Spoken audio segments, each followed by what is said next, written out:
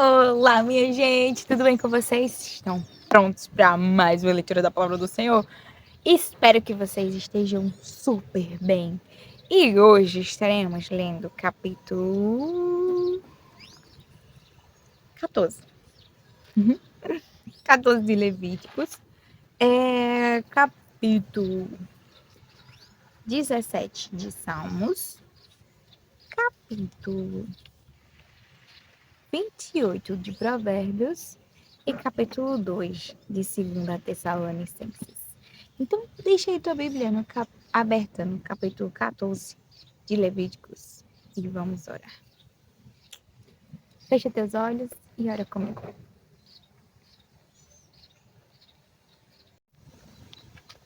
Pai amado, Deus maravilhoso, santo e fiel é o Senhor.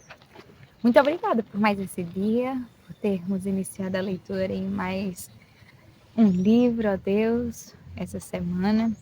Obrigada por ser conosco, nos dar a graça de estarmos perseverando, nos ajudar a permanecermos firmes, a continuarmos, ó Deus, a nos deleitarmos, a termos prazer em te buscar, a termos prazer em aprender mais do Senhor. Nos ajuda, ó Pai, a ansiarmos, assim como ansiamos por um copo de água depois de dias sem beber, ou até mesmo horas num sol escaldante, que essa mesma sede nos seja dada quanto à tua palavra, Pai. E não porque estejamos muito tempo sem ter contato com ela, mas que em todo o tempo queremos, ó Pai, estar nos debruçando, lendo, examinando, estudando, extraindo o máximo de conhecimento possível. Deus, permite que por meio da tua graça a gente venha compreender tudo que for lido. Nos dá também a benesse de colocarmos em prática, de vivermos em conformidade com a tua vontade, com conformidade com tudo que aprendermos, com conformidade com tudo que aprendemos e que iremos aprender ainda. Deus, te pedimos, ser misericordioso para conosco e fala aos nossos corações. É assim que nós te oramos e te agradecemos em nome de Jesus. Amém. Capítulo 14 de Levíticos, que vai dizer o seguinte: O Senhor disse a Moisés: Esta será a lei a respeito do leproso no dia da sua purificação. O leproso será levado ao sacerdote, este sairá fora do arraial e o examinará. Se a praga da lepra estiver curada, o sacerdote mandará trazer para aquele que se houver de purificar 2 aves vivas e puras, madeira de cedro, pano escarlate e sopo.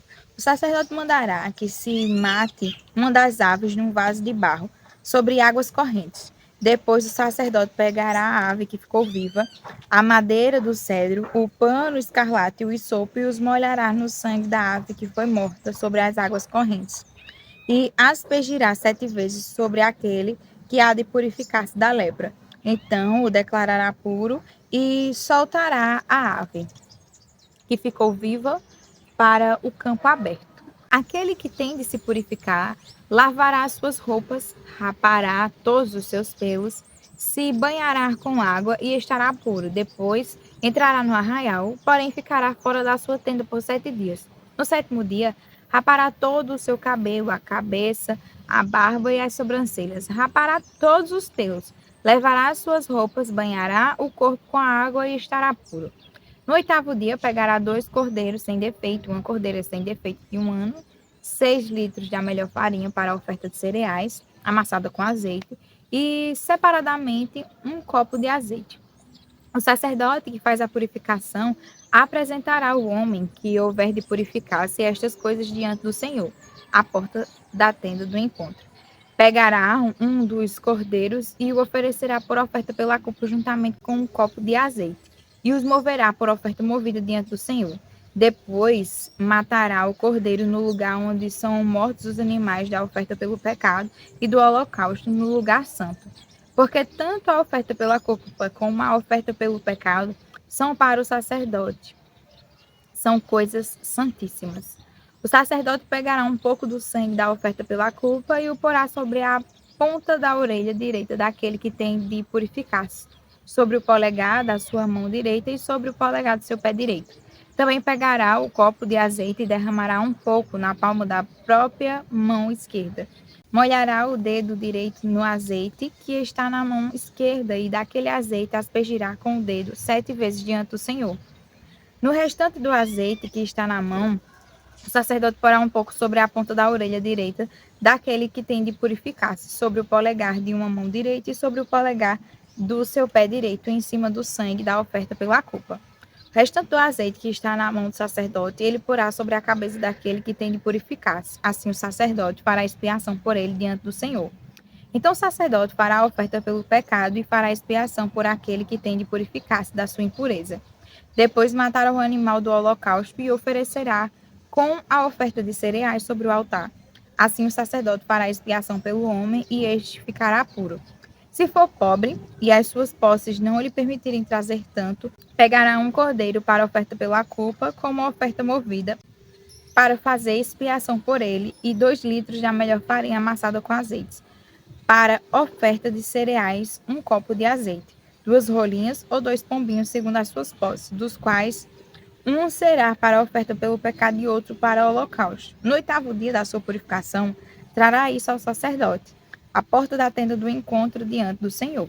O sacerdote pegará o cordeiro da oferta pela culpa e o copo de azeite e os moverá por oferta movida diante do Senhor.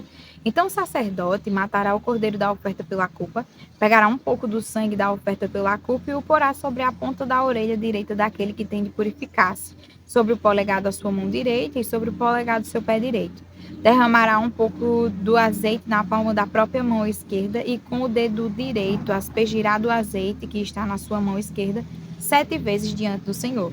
Então, do azeite que está na sua mão, o sacerdote porá um pouco na ponta da orelha direita daquele que tem de purificar-se, no polegar da sua mão direita e no polegar do seu pé direito, por cima do sangue da oferta pela culpa. O restante do azeite que está na mão do sacerdote, ele porá sobre a cabeça do que tem de purificar-se para fazer expiação por ele diante do Senhor.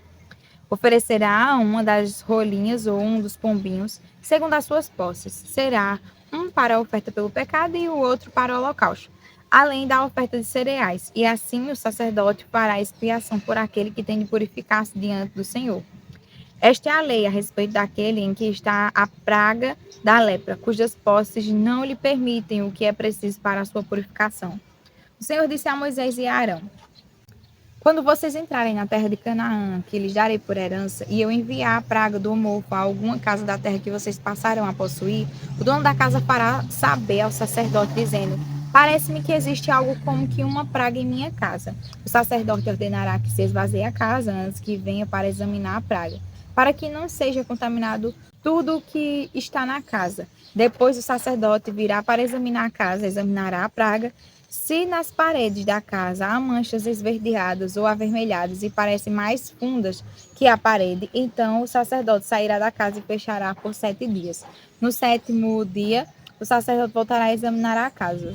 Se notar que a praga se alastrou nas paredes da casa, ele ordenará que arranque as pedras em que estiver a praga e que as lance fora da cidade num lugar impuro, e fará raspar a casa por dentro, ao redor, e o pó que houverem raspado lançarão fora da cidade num lugar impuro.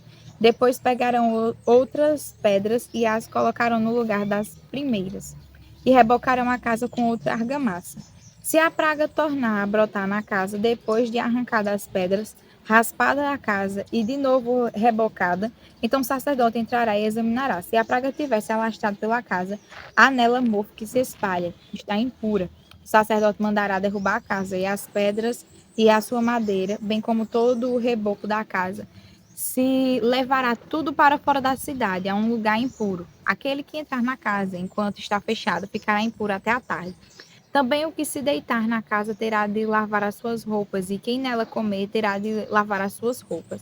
Porém, se o sacerdote entrar na casa e, examinando, verificar que a praga não se alastrou pela casa depois que ela foi rebocada, o sacerdote a declarará pura, porque a praga está curada. Para purificar a casa, pegará 2 aves, madeira de cedro, pano escarlate e sopo, e matará uma ave num vaso de barro sobre águas correntes. Depois pegará a madeira de cedro, o isopo, o pano escarlate e a ave que ficou viva. Os molhará no sangue da ave que foi morta e nas águas correntes, e aspergirá a casa 7 vezes. Assim purificará aquela casa com o sangue da ave, com as águas correntes, com a ave que ficou viva, com a madeira de cedro, com o hisopo e com o pano escarlate. Então soltará a ave que ficou viva para fora da cidade, para o campo aberto. Assim fará expiação pela casa e ficará pura. Esta é a lei para todos os tipos de pragas, lepras de micose, de mofo, das roupas e das casas, da inchação, da pústula e das manchas lustrosas, para ensinar quando alguma coisa é pura ou impura. Esta é a lei a respeito da lepra. Capítulo 17 de Salmos. Ouve, Senhor, a causa justa, atende o meu clamor. Dá ouvidos à minha oração, pois ela não procede de lábios enganosos. Venha da tua presença o julgamento ao meu respeito. Os teus olhos veem com equidade, sondas o meu coração. De noite me visitas, prova-me no fogo, e não encontras em mim nenhuma iniquidade. A minha boca não transgride. Quanto às obras humanas, pela palavra dos teus lábios, eu tenho me guardado dos caminhos do violento. Os meus passos se acostumaram às tuas veredas, os meus pés não resvalaram. Eu te invoco, ó Deus, pois tu me respondes. Inclina os ouvidos para mim e ouve as minhas súplicas. Mostra as maravilhas da tua bondade, ó Salvador daqueles que à tua direita se refugiam dos seus adversários. Guarda-me como a menina dos olhos, esconde-me à sombra das tuas asas, protege-me dos perversos com que me oprimem, dos inimigos que me assediam de morte. Insensíveis, eles cerram o coração e falam com lábios insolentes. Andam agora cercando os nossos passos e fixam em nós os olhos para nos derrubar. Parecem-se com o leão, ávidos por sua presa, ou o leãozinho que espreita de emboscada. Levanta-te, Senhor, enfrenta-os e arrasa-os com a tua espada. Livra a minha alma do ímpio. Com a tua mão, Senhor, livra-me dos homens deste mundo, cuja porção é desta vida, e cujo ventre tu enches com os teus tesouros, os quais se fartam de filhos. E o que lhes sobra, deixam aos seus pequeninos. Eu, porém, na justiça, contemplarei a tua face. Quando acordar, me satisfarei com a tua semelhança. Provérbios, capítulo 28.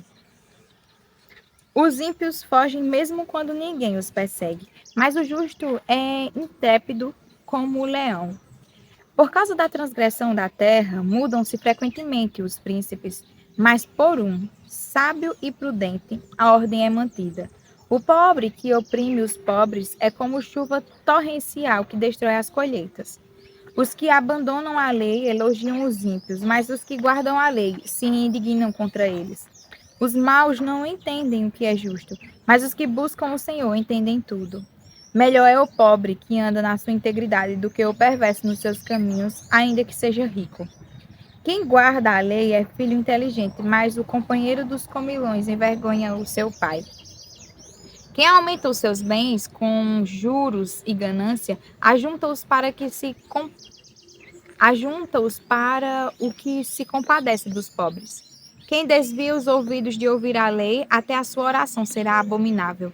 Quem desvia os retos para o mau caminho, ele mesmo cairá na cova que fez, mas os íntegros herdarão o bem. O homem rico é sábio aos seus próprios olhos, mas o pobre que é sábio o conhece muito bem. Quando os justos triunfam, há grande alegria, mas quando os maus se levantam, as pessoas se escondem. Quem encobre as suas transgressões jamais prosperará, mas o que as confessa e abandona alcançará misericórdia. Feliz é aquele que sempre teme o Senhor, mas o que endurece o seu coração cairá na desgraça. Como o leão que ruge e o urso que ataca, assim é o ímpio que domina sobre um povo pobre. O príncipe sem juízo aumenta a opressão, mas o que odeia a avareza viverá muitos anos. O assassino carregado de culpa fugirá até a cova, que ninguém o detenha. Quem anda em integridade será salvo, mas o perverso em seus caminhos cairá logo. O que lavra a sua terra terá pão em abundância, mas quem corre atrás de coisas sem valor se fartará de pobreza. O homem fiel será cumulado de bênçãos, mas quem tem pressa em enriquecer não ficará sem castigo. Parcialidade não é bom. Porque uma pessoa é capaz de transgredir até por um bocado de pão. O ganancioso corre atrás das riquezas, mas não sabe que a pobreza há de vir sobre ele. Quem repreende alguém achará depois um favor do que aquele que só lisonjeia. Quem rouba o seu pai ou a sua mãe e diz não é pecado, esse é companheiro do destruidor. O cobiçoso provoca discórdia, mas o que confia no Senhor prosperará. Quem confia no seu próprio coração é tolo, mas o que anda em sabedoria será salvo. Quem dá aos pobres não passará necessidade, mas o que fecha os olhos para eles será coberto de maldições. Quando os maus se levantam, as pessoas se escondem, mas quando eles perecem, os justos se multiplicam. Segundo a Tessalonicenses, capítulo 2. Irmãos, no que diz respeito à vinda do nosso Senhor Jesus Cristo e à nossa reunião com Ele, pedimos que vocês não se deixem demover facilmente de seu modo de pensar, nem fiquem perturbados, quer por espírito, quer por palavras, quer por cartas, como se procede de nós, dando a entender que o dia do Senhor já chegou. Ninguém, de modo nenhum, os engane, porque isto não acontecerá sem que primeiro venha a apostasia e seja revelado o homem da iniquidade, o filho da perdição, o qual se opõe e se levanta contra tudo o que se chama Deus ou é objeto de culto, a ponto de assentar-se no santuário de Deus, apresentando-se como se fosse o próprio Deus. Vocês não lembram que eu costumava lhes dizer estas coisas quando ainda estava com vocês? E agora vocês sabem o que o detém, para que ele seja revelado a seu tempo. Porque o mistério da iniquidade já opera e aguarda somente que seja afastado aquele que agora o detém. Então será revelado o iníquo, a quem o Senhor Jesus matará com o sopro da sua boca e destruirá pela manifestação da sua vinda. Ora, o aparecimento do iníquo é segundo a ação de Satanás, com todo poder, sinais e prodígios de mentira, e com todo engano de injustiça aos que estão perecendo, porque não acolheram o amor da verdade para serem salvos. É por este motivo que Deus lhe envia a operação do erro, para darem crédito à mentira, a fim de serem condenados todos os que não creram na verdade, mas tiveram prazer na injustiça. Mas devemos sempre dar graças a Deus por vocês, irmãos amados pelo Senhor, porque Deus os escolheu desde o princípio para a salvação, pela santificação do Espírito e fé na verdade. Foi para isso que também Deus os chamou mediante o nosso evangelho, para que vocês alcancem a glória do nosso Senhor Jesus Cristo. Assim, pois, irmãos, fiquem firmes e guardem as tradições que lhes foram ensinadas, seja por palavra, seja por carta nossa. Que o próprio Jesus Cristo, nosso Senhor, e Deus, o nosso Pai, que nos amou e nos deu eterna consolação e boa esperança pela graça, console o coração de vocês e os fortaleça em toda boa obra e boa palavra. Amém. Até amanhã para mais uma leitura da palavra do Senhor. Fiquem com Deus.